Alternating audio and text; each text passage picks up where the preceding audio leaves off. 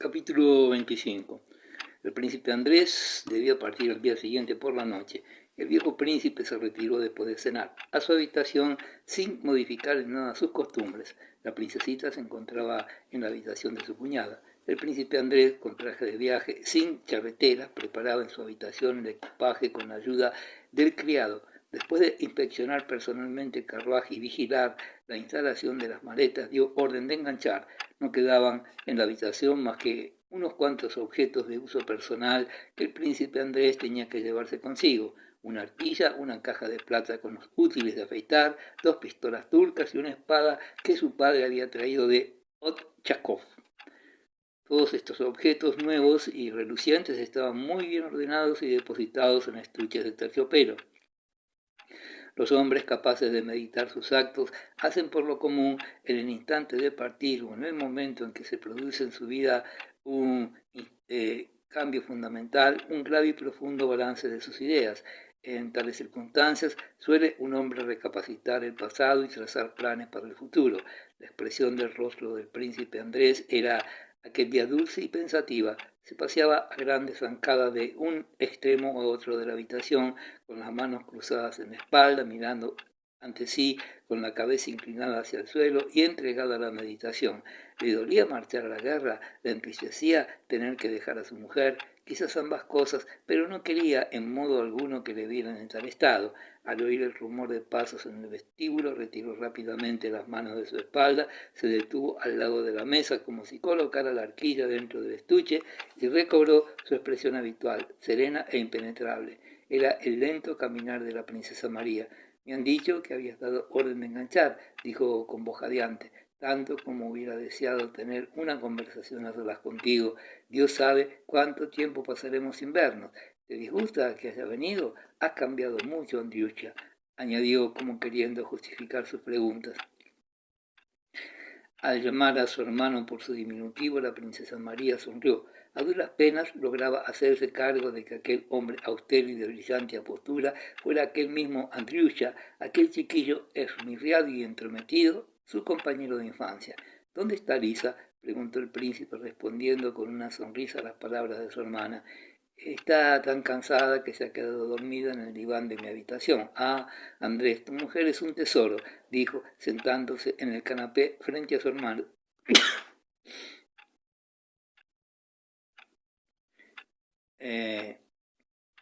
Es una verdadera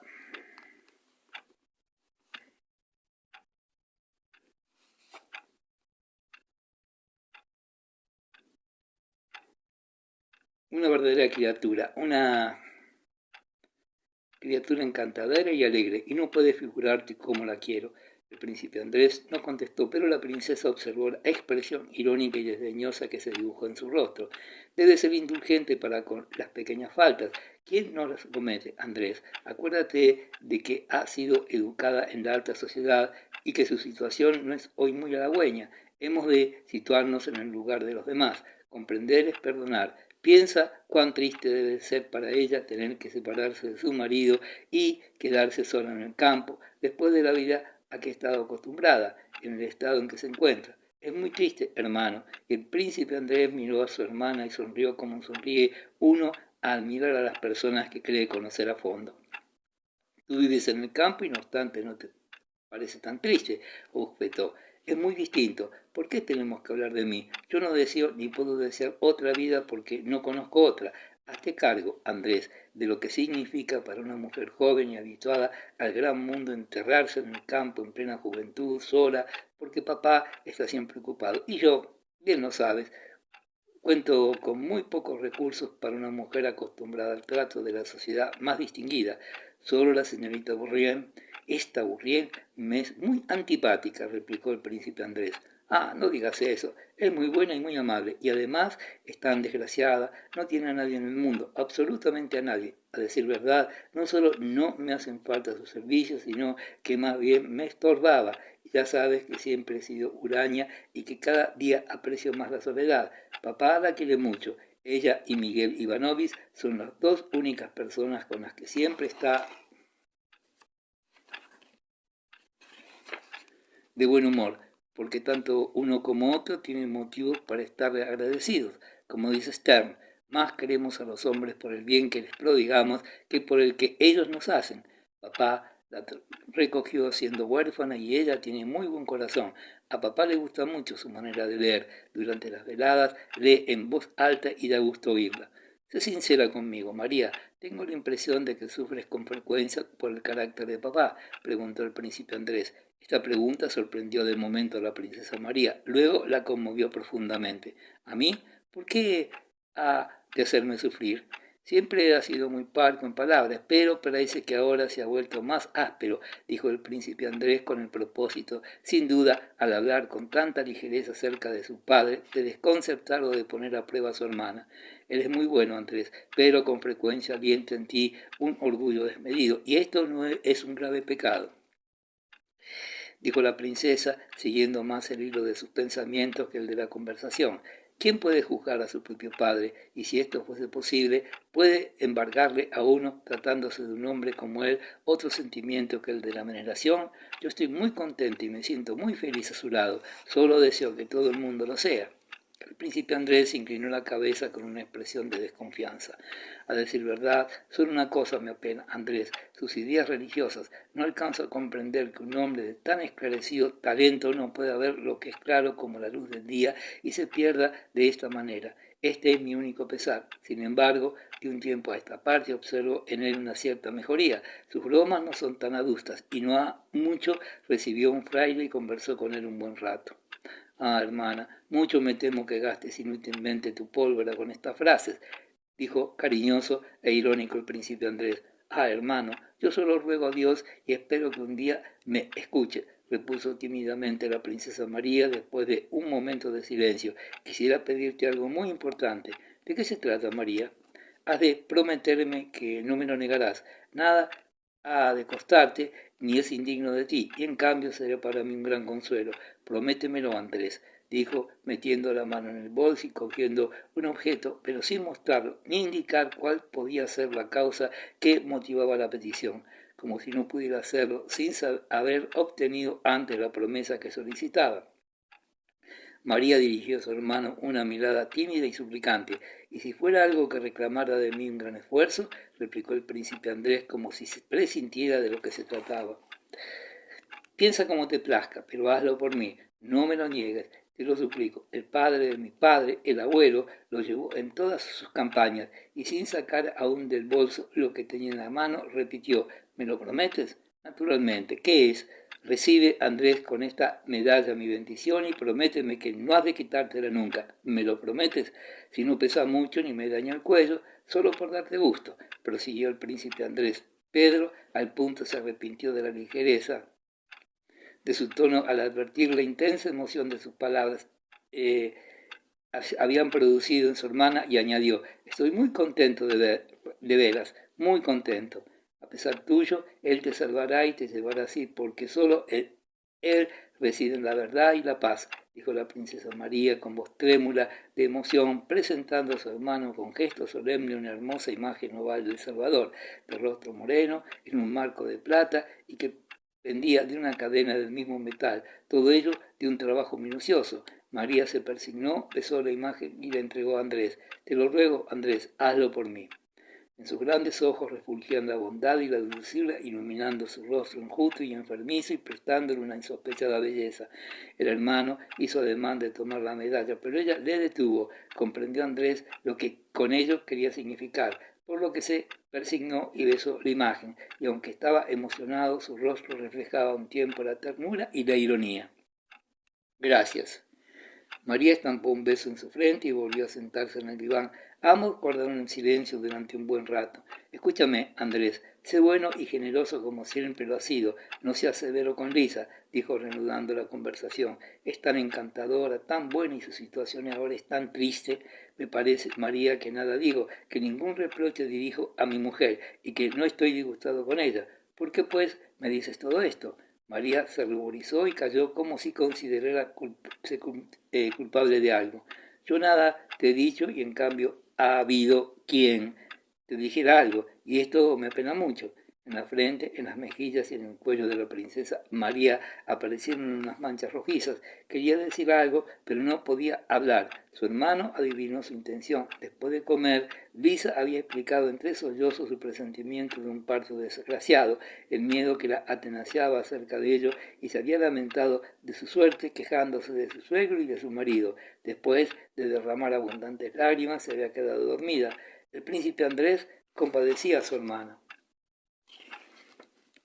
Tienes que saber, María, que no he reprochado, que no reprocho ni reprocharé nada a mi mujer, a pesar de que no puedo afirmar que me falte motivo, y eso será siempre así, fueran cual fuesen las circunstancias. Pero si quieres saber la verdad, si quieres saber si soy feliz, no.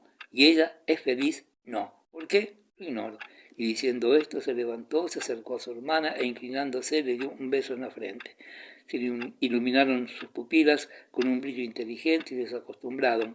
No miraba, sin embargo, a su hermana, sino que por encima de la cabeza de ésta se dirigía sus ojos hacia la oscuridad de la puerta abierta. Vamos a verla, hay que decirle adiós. Pero no, quizás será mejor que vayas primero tú sola. Despierta y yo vendré enseguida. Petrushka, gritó a su criado, ven aquí, toma esto y colócala al lado del cochero y esto otro a la derecha. La princesa María se levantó y se encaminó hacia la puerta, donde se detuvo. Si tuvieses fe, Andrés, te habrías dirigido a Dios para que te concediera el amor que no sientes, y estoy segura que tu ruego hubiera sido escuchado. Sí, quizás sí, dijo el príncipe Andrés. Vete, María, yo vendré enseguida. Al dirigirse por la galería que unía los dos cuerpos del edificio a la habitación de su hermana, el príncipe Andrés se encontró con la señorita Bourrienne, que le sonrió graciosamente. Por tercera vez en el curso de aquel día había tropezado con ella en lugares solitarios y siempre le había sonreído con entusiasmo y candor. Ah, creía que estaba usted en su habitación, dijo la señorita Bourrienne, sofocada y bajando los ojos. El príncipe Andrés la miró severamente y, sin poderlo de reprimir, reflejóse en su rostro un sentimiento de cólera. No le respondió el príncipe, pero la miró a la frente y a los cabellos sin detenerse en los ojos, y con tal desdén que a la francesa se le encendieron las mejillas y se alejó sin decir nada. Cuando llegó a la habitación de su hermana, la princesa estaba despierta y por la puerta abierta llegaba hasta el corredor el cascabeleo de su alegre vocecita. Hablaba ininterrumpidamente, como si después de una larga abstinencia quisiera recobrar el tiempo perdido. ¿Te acuerdas de la vieja condesa Zukov, con sus tirabuzones postizos y sus dientes tan postizos como los tirabuzones, que parecía querer desafiar al tiempo? Ah, María, 5 veces había oído ya en labios de su mujer y acompañada de las mismas risas, la misma frase acerca de la condesa Zukov. Entró con gran cautela en la habitación. La menor de las princesas, gordezuela, rosada, estaba sentada en una butaca, haciendo labores y hablaba sin darse punto de reposo, recordando escenas de San Petersburgo y hasta reproduciendo frases. El príncipe Andrés se acercó a ella, le acarició los cabellos y le preguntó si había ya descansado del viaje. La princesita respondió afirmativamente y prosiguió la conversación. Frente a la puerta esperaba el carruaje. La noche otoñal era sumamente oscura y el cochero ni siquiera podía distinguir la lanza del vehículo. Movíase en la puerta gente provista de linterna. Por los intersticios de las altas ventanas del enorme caserón se filtraba la luz del interior. En la antesala agrupábanse los criados que deseaban despedirse del joven príncipe y en el salón aguardaban todos los familiares, Miguel Ivanovich, la señorita Bourrienne, la princesa María y la princesita. El príncipe Andrés había sido llamado al gabinete de su padre, que quería despedirse a solas de él. Los demás lo esperaban. Cuando el príncipe Andrés entró en el gabinete, el viejo príncipe, que llevaba lentes y un traje blanco de interior, con cuyo indumento no recibía a nadie excepto a su hijo, estaba sentado y escribía. Se volvió y sin dejar de escribir preguntó: ¿Te marchas? He venido a despedirme de ti. Bésame aquí, y le indicó la mejilla. Gracias, gracias. ¿Por qué me das las gracias? ¿Por qué no pierdes el tiempo? ¿Por qué no estás pegado a las faldas de las mujeres? Antes que todo, el servicio. Gracias, gracias. Y continuó escribiendo, manchando el papel con salpicaduras de tinta. Si tienes que decirme algo, dímelo, que no me estorbarás, añadió. Se trata de mi mujer. Me da vergüenza encargártelo. ¿Con qué esas tenemos? Vamos, vamos, di lo que te convenga. Cuando llegue el momento del parto, manda a Moscú por un médico para que la asista. El viejo príncipe se detuvo y, como si no lo hubiera entendido, clavó en su hijo una mirada severa. Bien sé que nadie podrá ayudarla si su naturaleza se muestra reacia, dijo el príncipe Andrés, visiblemente confundido. Dicen que de cada 1000 casos solo uno va mal, pero tengo esa manía y ella también. Le han contado tantas cosas y le han asaltado tales presentimientos que ha tomado miedo. Gruñó el viejo príncipe, continuando la carta que escribía. Lo haré. Luego firmó la carta y de pronto, volviéndose hacia su hijo, rompió a reír. No andan bien los negocios, ¿verdad? ¿Que no andan bien los negocios? ¿Qué quieres decir con esto, padre? La mujer esto es todo, dijo el viejo príncipe con cierto desabrimiento. No te comprendo, replicó el príncipe Andrés. Sí, no hay nada que hacer, amigo mío, dijo el príncipe. Todas son iguales, no te preocupes, bien sabes que nada diría a nadie.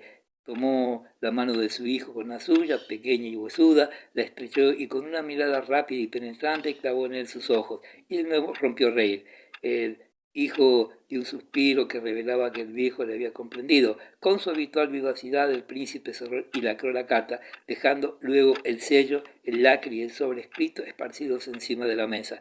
¿Qué le vamos a hacer? Hermosa situación, pero puedes estar tranquilo, se hará lo que se pueda. Andrés cayó. Si por una parte le complacía que su padre le comprendiera, no dejaba por otra de serle desagradable. El viejo se levantó y entregó la carta a su hijo. No tengas la menor inquietud por tu mujer, le dijo, pues se hará todo cuanto sea humanamente posible. Ahora escúchame bien. Aquí tienes una carta para Miguel Ilarionovich. Le pido que te asigne un puesto y no te deje mucho tiempo como ayudante de campo, que es un destino muy malo. Dile que me acuerdo mucho de él y que le tengo un gran aprecio. Comunícame el recibimiento que te haga. Si te acoge bien, sigue sirviéndole, porque el hijo de Nicolás Volkonsky no servirá nunca a nadie gracias a una merced. Y ahora ven, hijo mío, acércate. Hablaba tan deprisa que ni siquiera pronunciaba la mitad de las palabras, pero su hijo estaba ya acostumbrado a ello y lo comprendía enteramente. Acompañó a su hijo junto al escritorio, lo abrió, tomó una caja y sacó de ella un cuaderno totalmente lleno de su apretada y puntiaguda letra. Probablemente moriría antes que tú, y acaso de que así suceda, aquí están mis memorias, que deberán enviarse después de mi muerte al emperador. Además, aquí tienes unas notas de crédito y una carta. Se trata de un premio destinado a quien escriba la historia de la guerra de Subaru. Esto deberá enviarse a la academia. Aquí están mis apuntes. Los leerás después de mi muerte y hallarás en ellos cosas útiles. Andrés nos dijo a su padre que viviría muchos años, pues comprendió que ninguna necesidad había de decirlo. Haré cuanto me dices, padre, repuso. Pues entonces, adiós. Le dio besar la mano y le abrazó. Ten presente, príncipe Andrés, lo doloroso que sería para mí un anciano que te mataran. Calló y de pronto con voz aguda añadió, y la vergüenza que recaería sobre mí si supiera que no te habrías portado como el hijo de Nicolás Volkonsky. Esto, padre, no tenías que decírmelo, replicó el hijo sonriendo. El viejo guardó silencio. También quisiera decirte, prosiguió el príncipe Andrés, que si muriese y tuviera un hijo, lo guardaras contigo como ayer te dije. Edúcalo a tu lado, por favor. ¿Quiere decir que no lo deja tu mujer?, dijo el anciano sonriendo. Ambos permanecieron frente a frente y silenciosos. Los ojos del viejo continuaban clavados en los del hijo y algo tembloteaba en la parte inferior del rostro del anciano príncipe.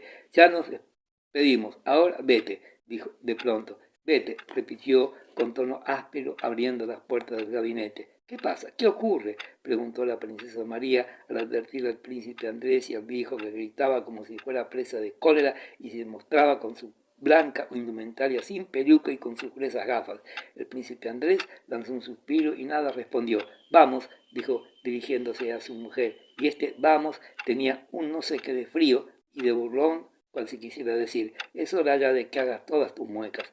¿Ya, Andrés?, dijo la princesita, tornándose pálida y mirando temerosa a su marido. Este le dio un beso, la princesita lanzó un grito y cayó desvanecido en los hombros de su esposo. El príncipe se separó suavemente de ella, le miró el rostro y la depositó con gran cuidado en la butaca. Adiós, María, dijo a su hermana con gran ternura. La besó y salió rápidamente de la habitación. La señorita Bourrienne frotaba las sienes de la princesa instalada en la butaca. Ayudábala en esta tarea la princesa María, que con sus hermosos ojos tristes contemplaba la puerta por donde había desaparecido el príncipe Andrés y se persignaba. Oíanse en el gabinete los sones enérgicos, fuertes, golpes y repetidos con frecuencia que producía el viejo al sonarse. Así que partió el príncipe Andrés, abrióse bruscamente la puerta del gabinete y apareció en el umbral la severa figura del viejo con su blanca vestimenta. ¿Ya ha marchado ya? Está bien, exclamó mirando severamente a la princesa desmayada, inclinó la cabeza con gesto de desagrado y cerró la puerta con estrépito. Segunda parte de Guerra y Paz. Capítulo primero. En el mes de octubre de 1805 el ejército ruso ocupaba las ciudades y pueblos del archiducado de Austria y otros regimientos llegados de Rusia cuya intendencia suministraban los pobres habitantes de la comarca en que se habían establecido, acampaban cerca de la fortaleza de Braunau, cuartel general del generalísimo Kutuzov. El 11 de octubre de 1805, uno de los regimientos de infantería que acababa de llegar a Braunau estaba formado a media milla de la ciudad esperando que lo revistara el generalísimo, a pesar de que el país y la localidad no eran rusos, pues veíanse de lejos los vergeles, la cerca de piedra, las techumbres de tejas y las montañas, ni era tampoco ruso, el pueblo que miraba con curiosidad a los soldados. El regimiento ofrecía el aspecto de cualquier regimiento ruso que, en cualquier lugar del centro de Rusia, se preparaba a ser revistado. Por la tarde, durante la última marcha, había llegado la orden de que el generalísimo pasaría revista a la tropa en el campamento. Al comandante del regimiento le pareció la orden poco clara y se preguntó cómo habían de interpretarse sus palabras, en un informe de campaña o no. Pero los jefes de batallón, reunidos en consejo, resolvieron presentar al regimiento en un informe de gala.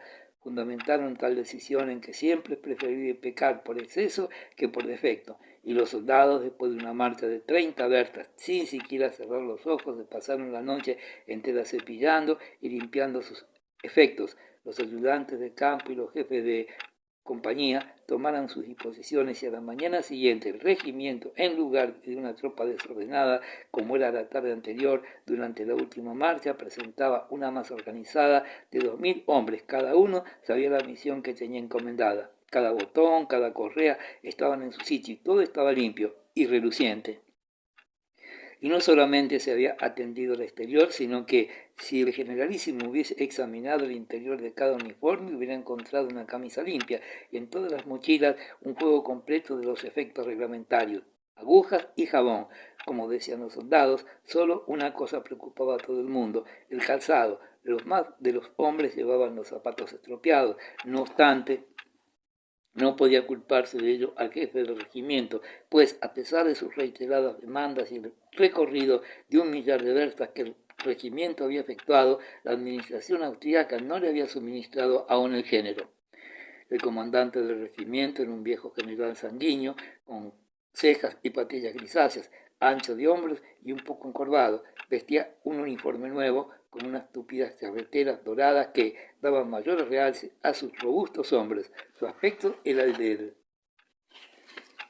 un hombre que se mostraba satisfecho con cumplir uno de los más solemnes actos de su vida.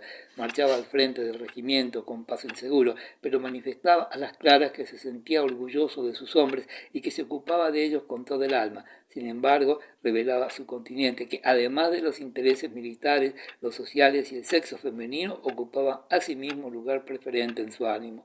Pues bien, querido Miguel Dmitrievich, dijo a uno de los jefes de batallón, que avanzó sonriendo tan satisfecho como su general.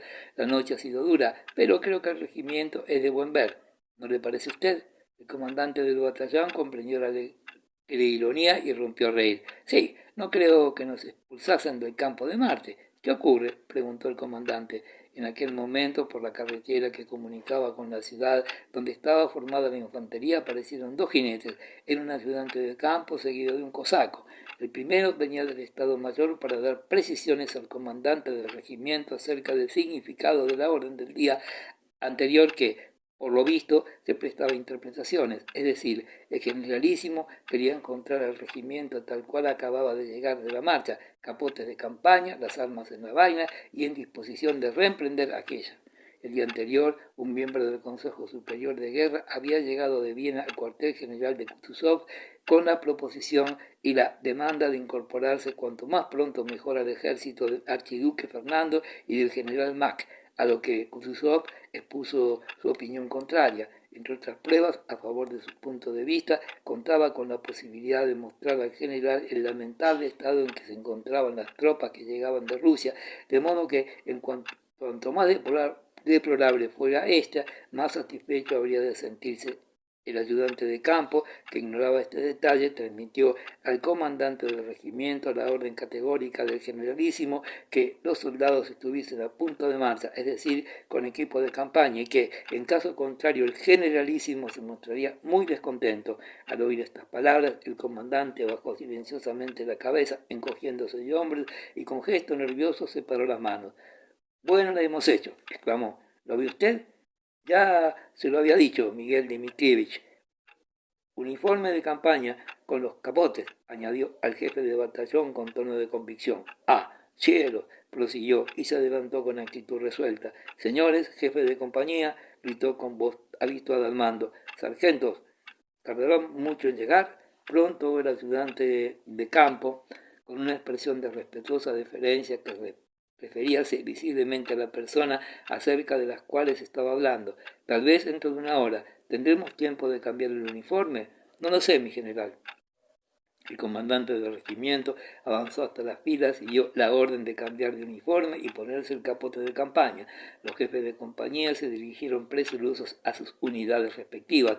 Los sargentos mayores no podían con tanto trabajo, pues los capotes estaban en muy mal estado, y en el mismo instante los cuadros de información, inmóviles y silenciosos hasta entonces, se dispersaron, se mezclaron unos con otros y armaron un gran alboroto. Los soldados iban de un lado a otro, levantaban los hombros, se quitaban las mochilas pasándolas por la cabeza, tomaban los capotes y alzaban los brazos para ponerse las mangas. Al cabo de media hora todo estaba en orden como antes, solo que los cuadros de formación de negros se habían vuelto grises. De nuevo apareció frente a las fuerzas con paso vacilante y con los ojos fijos en la lejanía, el comandante del regimiento. Cielo, ¿qué significa esto? Gritó deteniéndose. ¿Dónde está el jefe de la tercera compañía? Jefe de la tercera compañía, jefe de la tercera compañía, que se presente al general. Se oía gritar entre las filas, y el ayudante de campo corrió en busca del oficial que no estaba en su puesto.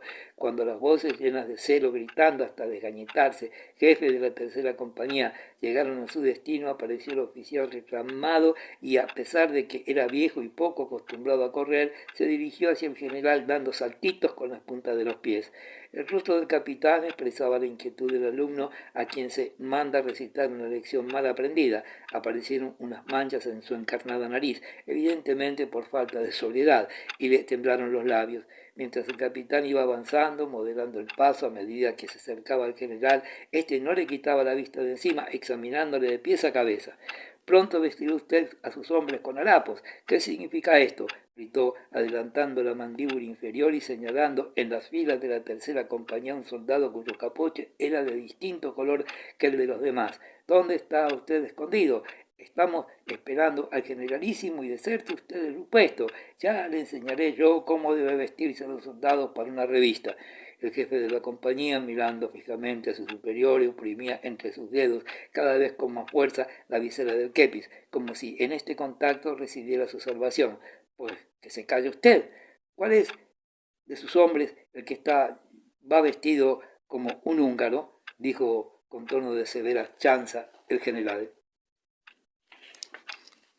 Excelencia, qué excelencia, ni qué diablos. Excelencia, excelencia. ¿Quién es esta excelencia? Es Dolokov, excelencia, que está degradado, dijo el capitán en voz baja. ¿Está degradado como feldmariscal o como soldado? Pues si es soldado, tiene que ir vestido como los demás. Esta es la regla. Usted mismo, excelencia, lo había autorizado para ir vestido así durante las marchas. Autorizado. He aquí lo que sucede siempre con estos jóvenes, dijo el comandante del regimiento, calmándose visiblemente. Autorizado. Os dicen una cosa y vosotros enseguida. El comandante del regimiento guardó silencio durante unos momentos y prosiguió lleno de cólera otra vez.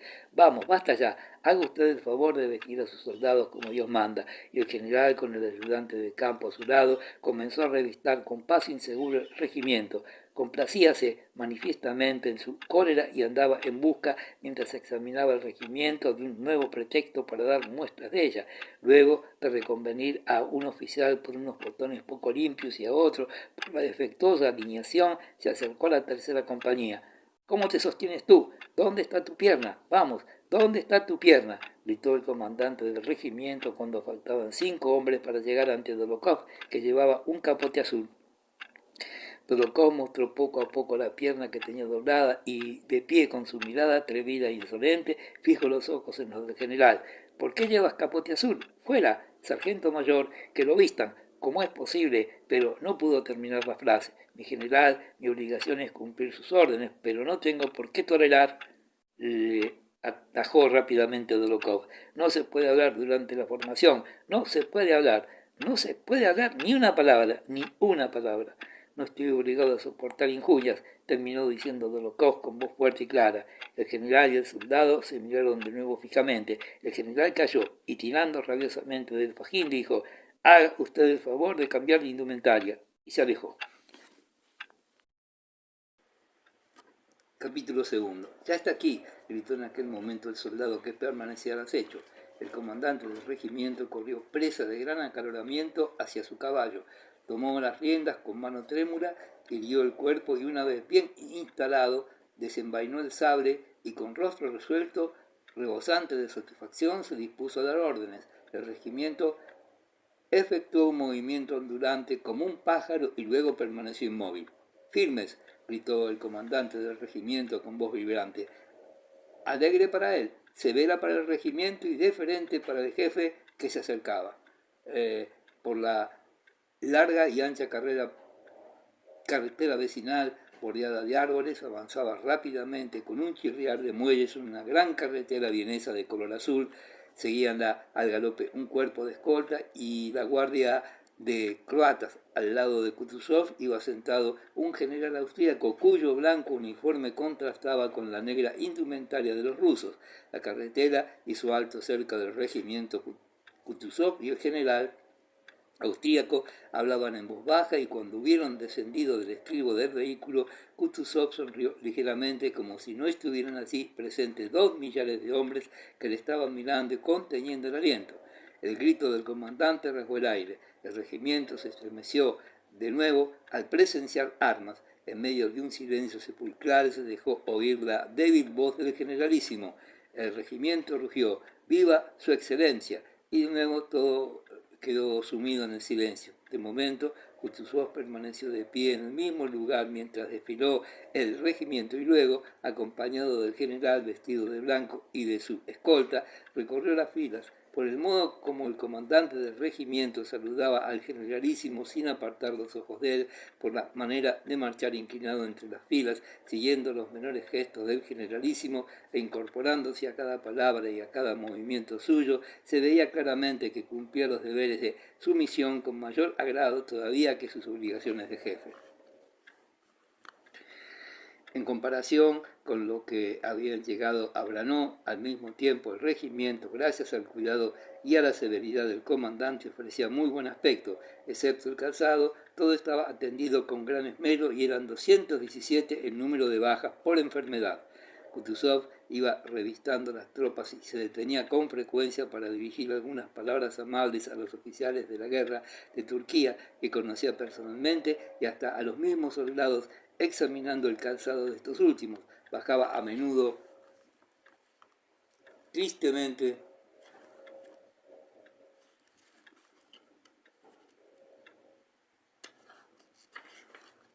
la cabeza y mostraba a aquel general austríaco sin atribuir a nadie la culpa, pero sin disimular tampoco el estado de deterioro en que estaba.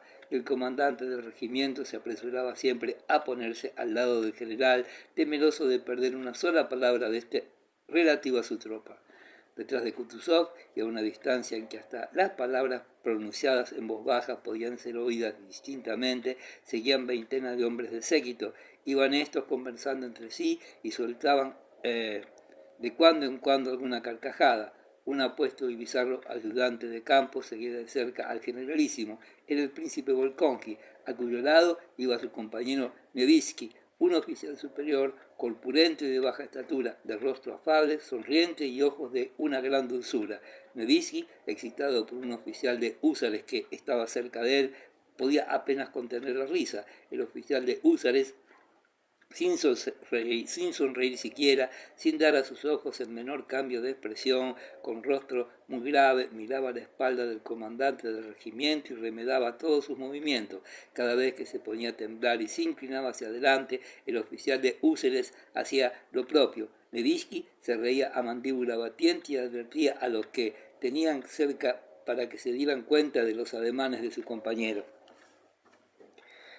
Kutuzov pasaba lentamente, despaciosamente por delante de aquellos millares de ojos que se despabilaban para poder ver al generalísimo.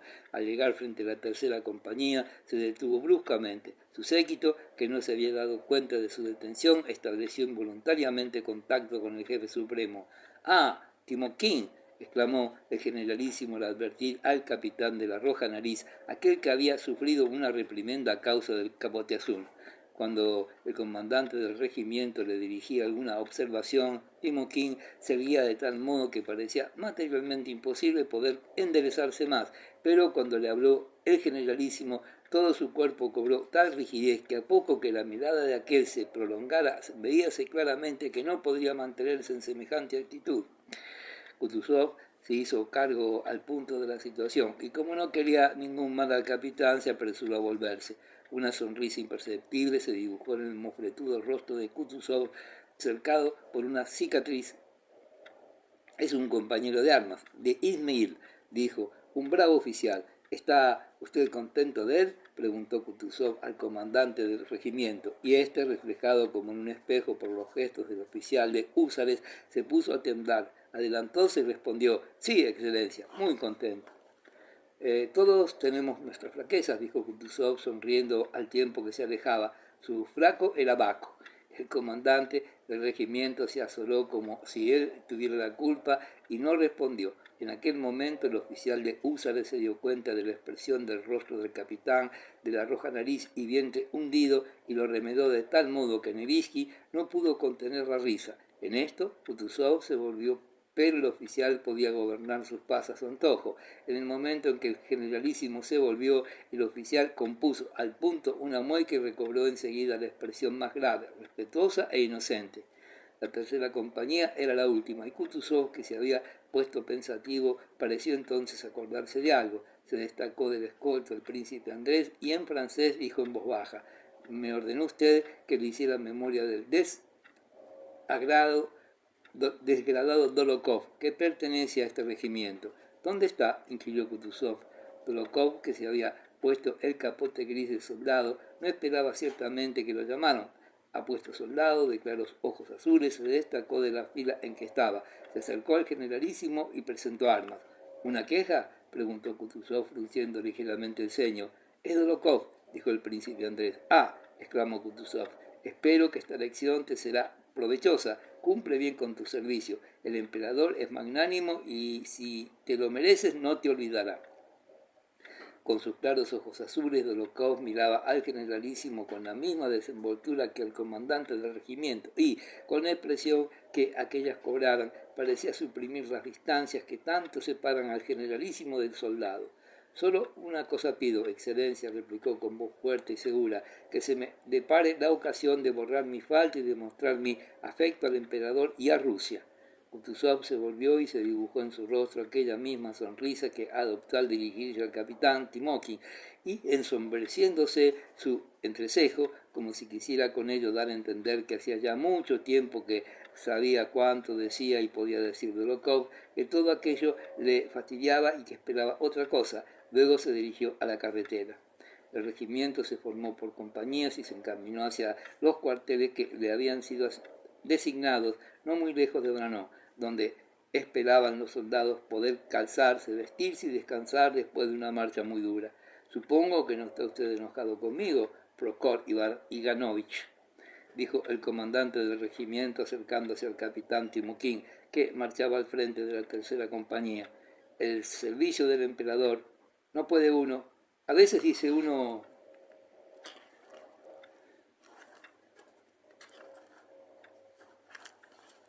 en el servicio cosas desagradables.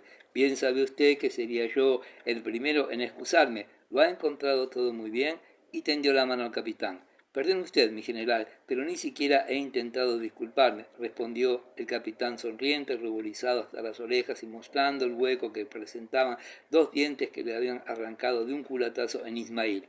Diga usted a Dólokhov que no pase cuidado, que me acordaré de él, y dígame, por favor, hace tiempo que quería informarme acerca de su conducta. ¿Cuál es su comportamiento? En el servicio es muy correcto, excelencia, pero el carácter, repuso Timokhin. ¿Qué quiere usted decir con esto del carácter?, preguntó el comandante. Hay días, excelencia, repuso el capitán, tan pronto se muestra razonable, inteligente y amable, como se exalta y se vuelve brutal. Recuerde usted que en Polonia por poco matan judío. Sí, replicó el comandante del regimiento, pero la desgracia de este joven mueve a compasión. Está muy bien relacionado. Así pues, su excelencia se lo ha obedecido, repuso Timokhin, dando a entender con una sonrisa que había comprendido los deseos de su superior. Perfectamente. El comandante del regimiento se puso al lado de Dólokhov y retuvo el caballo. En la primera acción de las charreteras, le dijo, Dólokhov le miró sin decir nada ni modificar la expresión irónica que se dibujaba en sus labios. Bien, todo ha sido excelente, prosiguió el comandante. Una ronda de aguardiente para todos, de mi parte, añadió en voz alta a fin de que le oyeran los soldados. Muchas gracias a todos. Loado sea Dios. Y dejando aquella compañía se acercó a otra. Digan lo que digan, es un buen hombre y se puede estar a sus órdenes, dijo Timokhin, dirigiéndose al oficial subalterno que marchaba a su lado. Sí, es el corazón, no hay duda. El comandante del regimiento había recibido de sus subordinados el sobrenombre de Roi de Coeur, dijo riendo el oficial subalterno. El excelente estado de ánimo de los jefes, luego de terminada la revista, se contagió a los soldados. La compañía se marchaba con regocijada algarabía y se oían por doquier los animados comentarios de la tropa. ¿Quién dijo que Kutuzov era tuerto? ¿Verdad que no lo es? No, amigo mío, ve más claro que tú, lo has examinado todo, los zapatos y los tacones. Cuando ha empezado a mirarnos las piernas me he visto perdido, y al otro, al austríaco que le acompañaba, tan blanco como iba, parecía que lo habían enharinado. Ya me figuro cómo deben por allí limpiar los uniformes. Tú, Fedichoy, ¿no has oído tú que estaba cerca si decía cuándo comenzaría la batalla? Sé que han dicho que Bonaparte en persona estaba en Braunau. Bonaparte, pero qué tonterías estás diciendo, ni siquiera sabes lo que dices. Es Prusia la que se ha levantado ahora y Austria la que reprime la sedición. Solo cuando se pongan de acuerdo comenzará la guerra contra Bonaparte. Y ahora quieres hacerme creer que Bonaparte está en Braunau. ¡Qué estúpido eres! Mejor sería que escucharas bien lo que dicen. Maldito sea el fusil. La quinta compañía está ya entrando en el pueblo y cuando nosotros andaremos todavía en busca de alojamiento, ellos tendrán ya la cena lista. Vamos, dame una galleta. ¿Acaso me diste ayer el tabaco que te pedí? Pero, en fin, ahí la tienes y que Dios te proteja. Bien podrían hacer alto, pues de lo contrario vamos a andar 5 versas más sin comer. Lo mejor hubiera sido que los alemanes nos hubieran cedido la carretera. Marchar sobre ruedas sería otra cosa. Hermano, la gente de por aquí no lleva camisa. Aquellos que parecían polacos eran aún súbditos rusos, pero ahora solo tropezamos con alemanes. Adelante los cantores, gritó el capitán, y sugirieron de varias filas con veintenas de hombres que se situaron frente al resto de la tropa. El tambor mayor del coro se volvió de cara a los cantadores, hizo una señal con la mano y entonó la lenta canción de los soldados. No es el sol que se levanta, que termina así. La gloria alcanzaremos con el padre Kamensky. Esta canción oriunda de Turquía se cantaba entonces en Austria con la sola modificación que habían hecho los soldados del nombre del padre Kamensky por el de Kutuzov. Al pronunciar el tambor, un soldado fornido de unos 40 años, estas últimas palabras que acompañó con un gesto con el que parecía arrojar al suelo alguna cosa, miró severamente a los cantores, parpadeó repetidas veces y luego, seguro de que todos los ojos estaban fijos en él, hizo ademán de levantar con las dos manos por encima de su cabeza un precioso e invisible objeto y después de mantenerlo durante unos segundos en esta situación, lanzarlo de pronto despectivamente. Muchachos, atención, alta la frente y paso largo. Reanudaron a coro 20 voces y el soldado que iba cargado con los cucharones a pesar de su impedimenta se plantó alborozado frente a la compañía y comenzó a bailar a reculones, sacudiendo enérgicamente los hombros y amenazando ora a uno, ora a otro con los cucharones. Los soldados, moviendo las manos al compás de una especie de música originada por el entrechocar de los objetos más heterogéneos, marchaban a grandes zancadas. Oíase detrás de la compañía el ruido de un carruaje de muelles y el galopar de los caballos. Kutuzov, su séquito, retornaban al pueblo. El generalísimo había dado la orden de que los soldados marchasen sin guardar la formación y su rostro y el de los oficiales que lo acompañaban expresaban la satisfacción que le producía la canción y el espectáculo del bailador y de los soldados que caminaban brava y regocijadamente. En la segunda fila de la derecha llamaba la atención Dolokhov, el soldado de ojos azules, que con una gracia particular marchaba decidido al compás de la canción y miraba el rostro de quienes encontraba a su paso como si se compadeciera de ellos, porque no formaban parte de la compañía. El alférez de húsares del séquito de Kutuzov, que remedaba los gestos y expresiones del comandante del regimiento, se quedó un poco atrás del vehículo y se acercó a Dolokhov. Este alférez, llamado Yerkov, había sido durante algún tiempo uno de los componentes del tumultuoso círculo que dirigía Dolokhov en San Petersburgo. En tierra extranjera, Yerkov había encontrado a Dolokhov degradado y no había creído oportuno reconocerlo. Sin embargo, después de la conversación sostenida entre Kutuzov y el delegado, dirigióse a este con la alegría que se siente al encontrarse de nuevo con un viejo amigo. «¿Qué tal, amigo mío? ¿Qué es de tu vida?», dijo, adelantándose hacia él y acompasando el trote del caballo al paso de la compañía que entonaba los cantos marciales. «Yo», repuso fríamente Dolokhov, «ya puedes verlo».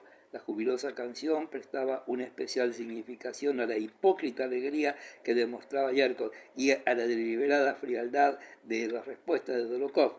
«¿Cómo te las arreglas con tus jefes?», inquirió Yerkov. «Perfectamente, son muy buena gente. ¿Y tú, cómo has logrado introducirte en el Estado Mayor?». «Soy agregado, cumplo mi servicio allí». Ambos guardaron silencio. «Ha volado el halcón lanzado con la diestra», decía la canción, excitando de buen o mal grado el valor y la alegría. Su conversación hubiera sido sin duda muy distinta de no haber habido con tal acompañamiento musical. «¿Es cierto que los austríacos han sido derrotados?», preguntó Dolokhov. «Eso dicen». «Me alegro mucho», dijo brevemente Dolokhov, tal cual lo exigía el ritmo de la canción. «Ven esta noche a nuestro alojamiento. Organizaremos una partida de faraón», dijo Yerkov. «¿Tenéis mucho dinero?». «Ven». «No puedo. He dado palabra de no beber ni jugar hasta que haya vuelto a recobrar mis galones. Esto en la primera acción. Lo veremos». Hubo de nuevo un silencio. «Si necesitas algo, ven al Estado Mayor y te ayudaremos», dijo Yerkov. Dolokhov sonrió. «No te preocupes, te diré lo que necesites y yo mismo lo tomaré. Pero ya sabes que, yo también, bien lo sabes. Adiós, hasta la vista».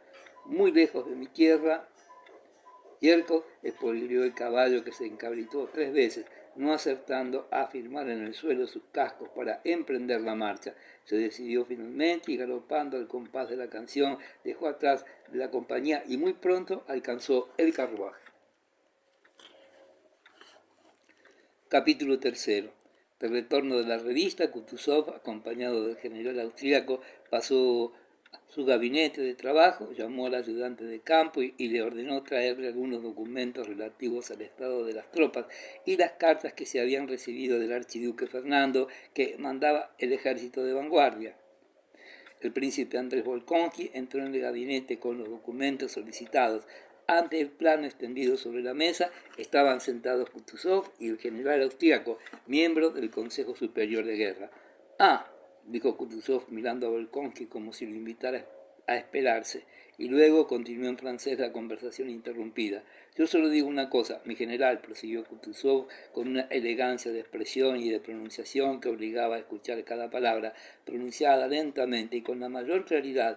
Era a todas luces evidente que Kutuzov se complacía en escucharse a sí mismo. Yo solo digo una cosa, mi general, y es que si todo dependiera de mis deseos, se hubiera ya cumplido la voluntad de su majestad, el emperador Francisco. Haría mucho tiempo que hubiera complacido al archiduque, y por mi honor le digo que personalmente sería para mí de un gran alivio transmitir el mando supremo del ejército a generales más expertos y más hábiles que yo, que tanto abundan en Austria. Sin embargo, las circunstancias se oponen a veces a nuestros deseos, y Kutuzov sonrió como queriendo decir: puede usted no creerme, y en el fondo poco me importa si me cree o no, pero no tiene usted motivo alguno para decirme tal cosa, y eso es lo que cuenta. La expresión del general austríaco era de descontento, pero se veía obligado a responder con el mismo tono a las palabras de Kutuzov. Al contrario, dijo con acento de disgusto y de reconvención, que estaba en contradicción flagrante con las lisonjeras palabras acabadas de pronunciar. Al contrario, su majestad tiene un gran aprecio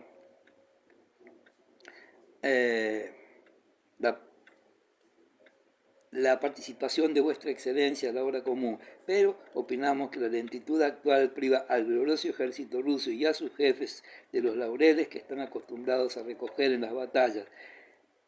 Concluyó con esta frase manifiestamente estudiada. Kutuzov se inclinó y sin modificar su sonrisa, y por mi parte, basándome en alguna carta con que me ha honrado Su Alteza el archiduque Fernando, tengo el convencimiento de que las tropas austríacas, bajo el mando de un jefe tan hábil como el general Mack, han logrado ya una victoria decisiva y no precisan de nuestra ayuda.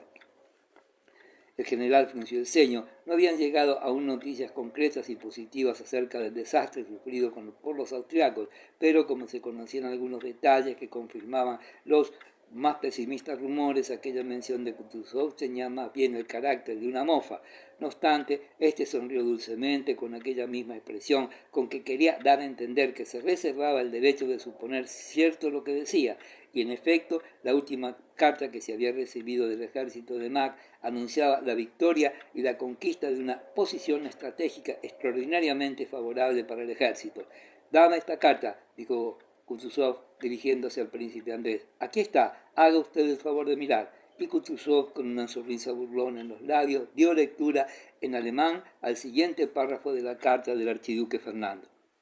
Todas nuestras fuerzas, que suman aproximadamente unos 60.000 hombres, están concentradas. Podemos, pues, atacar y destrozar al enemigo, caso de que éste intente cruzar el Lech, teniendo en cuenta que ocupamos Ulm con objeto de mantener la ventaja de poseer en cualquier momento las dos orillas del Danubio. Si el enemigo tratase en otro caso de cruzar este río en lugar del Lech, podríamos entonces cortarle su línea de comunicación y atravesar el Danubio más abajo.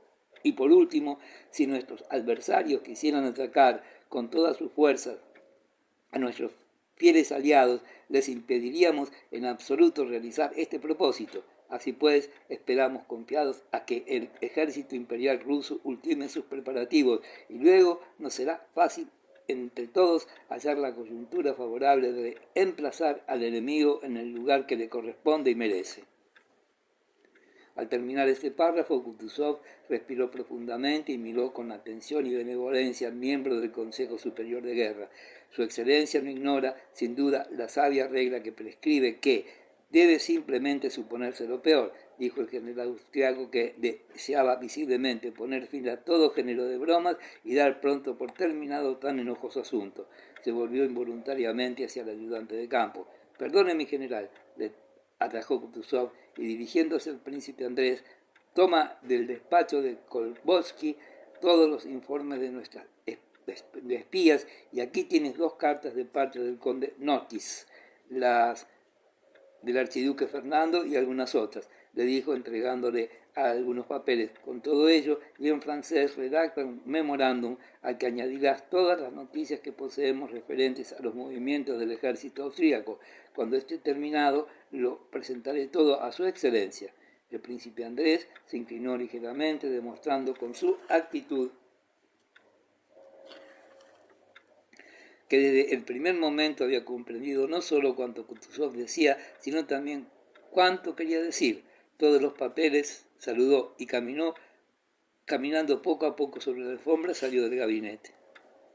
Aun cuando hacía poco tiempo que el príncipe Andrés había salido de Rusia, se notaba en él un gran cambio. En la expresión de su rostro, en sus movimientos y en su continente se advertía apenas la apariencia de fatiga y de indolencia de su tiempo. Su actitud era la de un hombre ocupado en una tarea agradable e interesante. Su semblante revelaba una gran satisfacción de sí mismo y de cuantos le rodeaban. Su sonrisa y su mirada eran más alegres y más atractivas. Kutuzov prometió no olvidarlo y, para distinguirlo de los demás ayudantes de campo, se lo llevó consigo a Viena y le confió las más delicadas misiones. De Viena escribía Kutuzov a su viejo compañero de armas, el padre del príncipe Andrés: tu hijo promete ser, por su valor, por su firmeza y la escrupulosidad con que cumple todas sus obligaciones, un oficial excepcional. Estoy muy contento de tenerlo a mi lado. En el Estado Mayor de Kutuzov, entre los compañeros y en general en todo el ejército, el príncipe Andrés, al igual que en la sociedad de San Petersburgo, tenía las dos reputaciones absolutamente distintas. Unos, los menos, consideraban al príncipe Andrés como un ser excepcional, esperaban de grandes cosas, le escuchaban, le admiraban y le imitaban. Otros, los más, no simpatizaban con él, lo encontraban altanero, frío y antipático. No obstante, el príncipe Andrés sabía mantenerse con todos ellos en un tono que no le apreciaban, le temían. Al salir del gabinete de Kutuzov, el príncipe Andrés, con los papeles en la mano, se aproximó a su compañero, el ayudante de campo de servicio Kozlovsky, que estaba sentado leyendo un libro al pie de la ventana. ¿Qué es lo que pasa, príncipe?, preguntó Kozlovsky, abandonando la lectura. Ha dado orden de redactar un informe explicando por qué no avanzamos. ¿Y por qué? El príncipe Andrés se encogió de hombros. ¿No hay noticias de Mack?, inquirió Kozlovsky. No, si fuese cierto que ha sido derrotado, lo sabríamos. Probablemente, replicó el príncipe Andrés, encaminando sus pasos hacia la puerta de salida, pero precisamente en aquel instante, después de llamar repetidas veces, entró en la antesala un general austríaco de alta estatura con la condecoración de María Teresa colgándole del cuello y la frente cubierta con una venda negra. El príncipe Andrés se detuvo. El generalísimo Kutuzov, preguntó precipitadamente el general con marcado acento alemán, mirando a todos lados y dirigiéndose sin detenerse hacia la puerta del gabinete. El generalísimo está ocupado, dijo Kozlovsky, saliendo rápidamente al paso del desconocido general e interponiéndose entre este y la puerta del gabinete.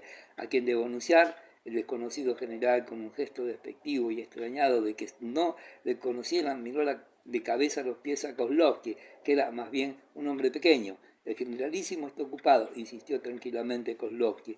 El rostro del general se ensombreció y los labios le temblaron. Sacó su cuaderno de apuntes y escribió rápidamente con lápiz algunas palabras. Arrancó la hoja, la entregó al ayudante de campo, se acercó a grandes pasos a la ventana, se dejó caer en una silla y se puso a examinar todo cuanto había en la antesala, como preguntándose por qué era objeto de curiosidad.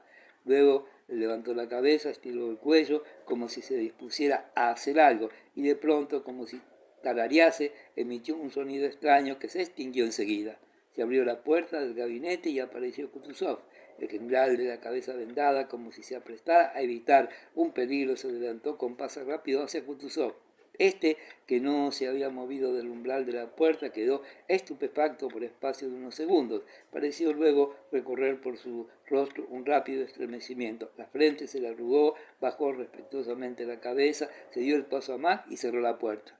El rumor que circulaba referente a la derrota de los austríacos y la capitulación de todo el ejército aparecía confirmado. Al cabo de media hora, los ayudantes de campo fueron enviados a diferentes sectores con órdenes por las que se conjuraba que las tropas rusas, hasta entonces inactivas, iban a entrar en acción. El príncipe Andrés era uno de los pocos oficiales del Estado Mayor que más interés demostraba por la marcha general de la guerra. Al ver a Mack y escuchar de sus labios los detalles de la derrota, comprendió al punto que se había perdido la mitad de la campaña.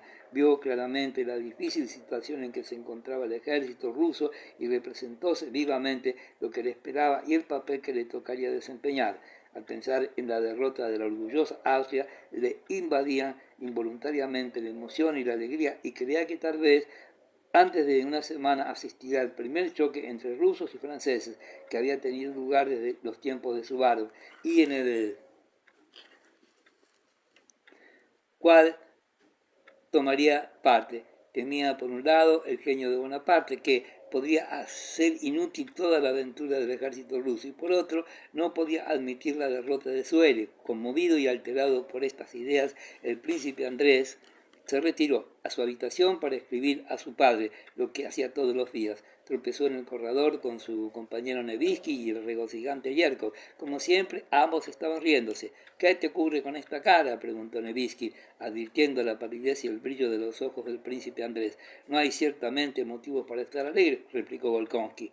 Mientras el príncipe Andrés se había detenido a hablar con Nevsky y Yerkov, por el otro extremo del corredor avanzaba hacia ellos el general austriaco Strauss, agregado al Estado Mayor de Kutuzov, encargado del aprovisionamiento del ejército ruso, acompañado de un miembro del Consejo Superior de Guerra. Llegados ambos la noche anterior, el corredor era lo bastante ancho para que los generales pudieran pasar cómodamente, con 3 oficiales que les acompañaban, pero Yerkov, empujando a Nevsky con la mano, decía jadeando: ya vienen, paso, por favor. Los generales pasaron queriendo al parecer eludir los honores. En el rostro del divertido Yerkov se dibujó de pronto una sonrisa estúpida. Excelencia, dijo en alemán, adelantando un paso y dirigiéndose al general austriaco, tengo el honor de felicitarle. Inclinada la cabeza y cual un mocito desgarbado que aprendiera a bailar, tan pronto se apoyaba en una pierna como en otra. El general, miembro del Consejo Superior de Guerra, le miró con severidad de cabeza a pies, pero al advertir la seriedad de aquella sonrisa imbécil no pudo negarle un momento de atención y cerró los ojos en ademán de escuchar. Tengo el honor de felicitarle. El general Mack ha llegado y se encuentra bien, pero está herido, añadió con una nueva sonrisa y llevándose la mano a la cabeza. El general arrugó las cejas, se volvió de espaldas y prosiguió su camino. ¡Qué estúpido es este hombre!, exclamó lleno de cólera cuando hubo andado algunos pasos. Nevsky abrazó al príncipe Andrés, pero este, tornándose aún más pálido, le rechazó un poco impetuosamente y se dirigió hacia Yerkov. El disgusto que le había producido la presencia de Mack, las noticias referentes a la situación y la idea de todo cuanto le aguardaba al ejército ruso tomaron cuerpo en su furiosa arremetida contra la importuna chanza de Yerkov. Si es de tu gusto hacer el payaso, dijo con voz tajante y temblándole la barbilla, yo no soy quien para impedírtelo, pero te advierto que si es tu propósito conducirte de nuevo ante mí como un imbécil, te enseñaré el modo como tienes de portarte. Nevsky y Yerkov quedaron tan pasmados con estas palabras que, con los ojos abiertos de par en par, miraban a Volkonsky sin pronunciar palabra.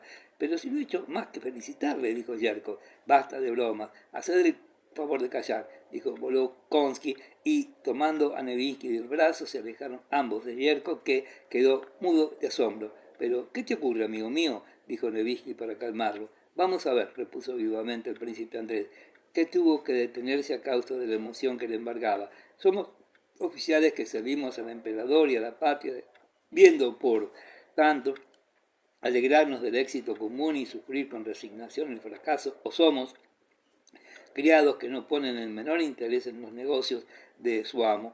40.000 soldados aniquilados y el ejército de nuestros aliados destruido, y todavía halláis en ellos motivos de risa. Pase esto para un estúpido como este Tarate, con quien has contraído amistad, pero no puede admitirse en un hombre como tú. Solo un chico puede refocilarse así, continuó diciendo el príncipe Andrés, pronunciando la palabra chico en francés al darse cuenta de que Yerkov podía oírlo. Aguardó un momento la respuesta del teniente, pero éste se volvió de espaldas y salió del corredor.